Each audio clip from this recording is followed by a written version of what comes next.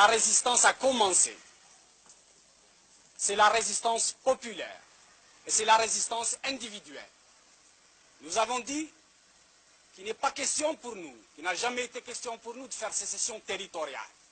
Ce qui nous importe, ce n'est pas de défendre des bâtiments, mais de faire en sorte que les troupes de Boumediene, qui se comportent en troupes d'occupation, n'aient aucun répit.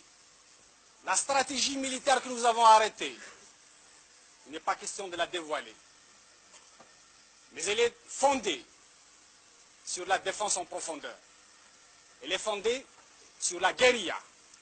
Les troupes de Boumediene ont été harcelées sans répit par les nôtres.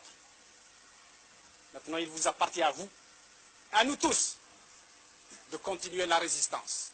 Il leur est impossible de tenir plus d'un mois parce qu'ils n'ont pas de finances, parce qu'ils n'ont pas de puissance, parce que hier, dans la nuit, ils ont été attaqués par nos troupes à Médéa et vous avez dû l'apprendre par la radio.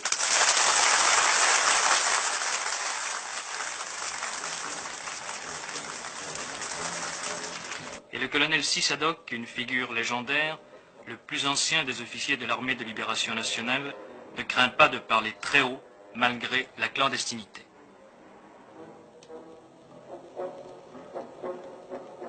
Nous nous sommes opposés à M. Ahmed Ben Bella. Ce monsieur ne pense qu'à sa personne. Il prétend faire du socialisme, mais il s'est basé sur le socialisme de Gamal Abdel Nasser. Il crée une classe pour brimer le reste du peuple. Il prétend faire du socialisme avec le comité de digestion. Il prétend faire du socialisme avec l'opération Sireur, avec l'opération Reboisement, avec l'opération Labour. Regardez ces montagnes qui sont devant vous. Les témoins les plus opérés. Regardez s'ils sont labourés. Où il est l'opération Labour? Où il est l'opération Sireur? Ces enfants que vous voyez devant vous ne vont pas à l'école. L'école, la plupart des écoles est démolie. La plupart des maisons sont démolies. Le gouvernement n'a pas pu faire face à ses responsabilités et à ses obligations. Il ne se réfugie que dans la stratosphère de la haute politique. Ils veulent libérer la Palestine arabe. Ils veulent envoyer des troupes en Angola. Ils veulent envoyer des troupes en Mozambique. Et l'Algérie, elle ne fait que 12 millions d'habitants. Et à ce moment-là, il y a 12 millions de gendarmes qui entendent des voix. Et l'armée du colonel Boumediene? Et l'armée du colonel Boumediene? Le colonel Boumediene, ce que je peux dire de lui, c'est un petit intellectuel venant de la mosquée du Caire. Il a fait sa révolution au Maroc et à Tunis. Il rentre avec le canon, les canons, les divisions que le peuple qui a lutté ici a gagné pour casser avec les mêmes canons le reste de la population qui a libéré le pays. Je le jure devant Dieu et ses hommes que nous déposerons ces armes et cette tenue de combat que par l'installation des principes démocratiques et justes. Aucun! Vous êtes soutenu par la population? La population est derrière la démocratie. Ils aspirent à la liberté et à la démocratie. Et le pharaonisme ici. Il n'y a pas de pharaon chez nous, il n'y a pas de Ramsès II, il n'y a pas de Gamal Abdel Nasser chez nous. Ici, il y a le peuple. Est-ce que vous croyez que vous pourrez tenir militairement? Si l'opération Châle et l'opération Jumelle ont échoué en Algérie, si l'armée française, dans son ensemble, la 4e puissance mondiale, a fini par rebrousser le chemin, ce n'est pas les 4 morpions de Ben Bella qui vont tenir ces montagnes. Porte-parole des rebelles, Mourad Oussedik, l'ex-avocat du FLN au barreau de Paris, nous dit comment cela a commencé. Nous en sommes arrivés là parce que le dialogue était devenu impossible. C'est un député qui vous parle. J'ai été député et j'ai été honnête. Je pensais que la crise de Tlemcen de juillet dernier pouvait être surmontée. Je pensais que le clan, la notion de clan pouvait être brisée. Et j'ai pendant de longs mois, avec mes collègues qui sont ici même, essayé de surmonter cela et essayé de créer un parti qui réponde aux véritables aspirations populaires. Or, nous avons assisté à une montée vers le pouvoir d'un homme, entouré d'une caméria, comprenant des hommes tels que Boumediene et tels que l'intelligentsia de l'ANP. Que s'est-il passé?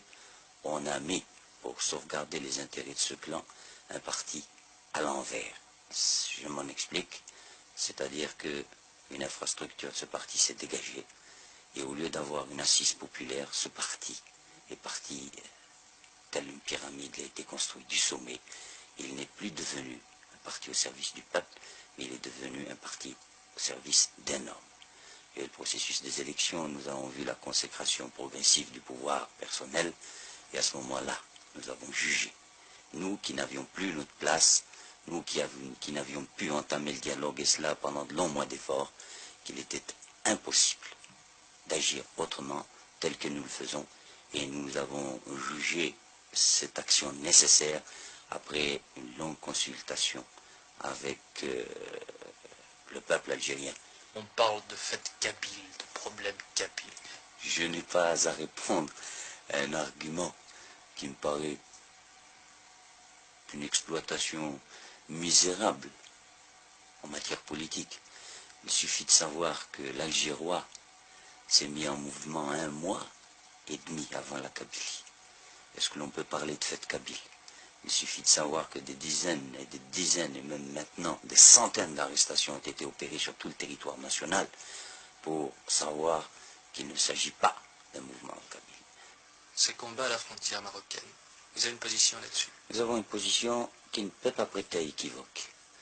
Quand on analyse l'affaire marocaine, on s'aperçoit que c'est une affaire de famille qui regarde le pouvoir actuel en Algérie et Hassan II. Peut-être que Ben Bella a fait un accord secret avec M. Hassan II pour lui faciliter l'accession au pouvoir au moment de la crise de Tlemcen, mais cela nous importe peu. D'ores et déjà, nous prenons acte de ce que Ben Bella se voit acculé et qu'il risque de faire des concessions. Nous tenons pour nulles et non avenues ces concessions consenties par un gouvernement que nous ne reconnaissons pas, et nous défendrons par tous les moyens, ultérieurement, l'intégrité de notre territoire. Cet endroit, les Algériens l'appellent la forêt sacrée. C'est ici, dans la forêt de chênes-lièges que domine Assasga, que fut tiré il y a bientôt 10 ans le premier coup de feu de la guerre d'Algérie. Et c'est ici encore que sont tombées les premières victimes des combats entre gouvernementaux et rebelles.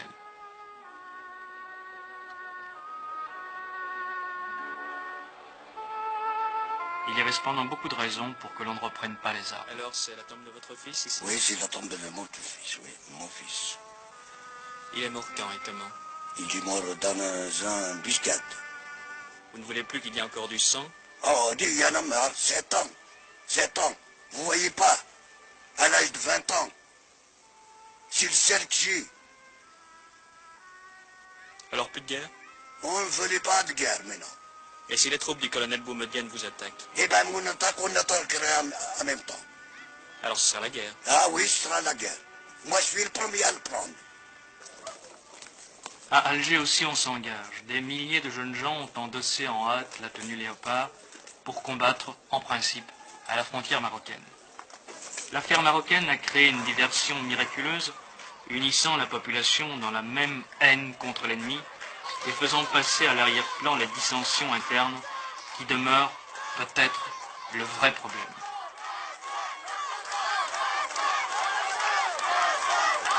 Quand la patrie est en danger, l'appel à l'unité est une vieille formule toujours efficace, et on part au front avec le sourire et la fleur au fusil.